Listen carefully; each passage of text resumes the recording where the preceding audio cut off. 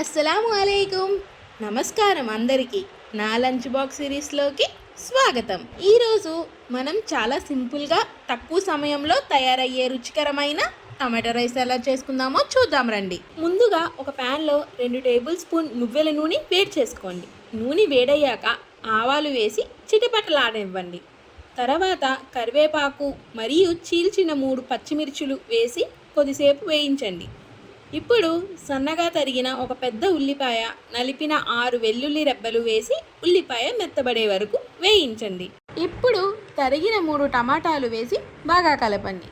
టమాటాలు కొద్దిసేపు ఉడికి మెత్తబడటం ప్రారంభమైన తర్వాత జీడిపప్పు వేసి కలపండి. ఇలా చేయటం వల్ల జీడిపప్పు టమాటాలో ఫ్లేవర్ని బాగా పీల్చుకొని మరింత రుచిగా ఉంటుంది.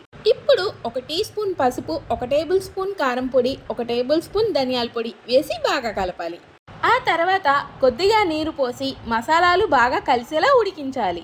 ఇప్పుడు రుచికి సరిపడా ఉప్పు వేసి నూనె పైకి వచ్చే వరకు మీడియం ఫ్లేమ్లో ఉడికించాలి. ఈ స్టేజ్లోనే టొమాటో రైస్కి అసలైన రుచి వస్తుంది.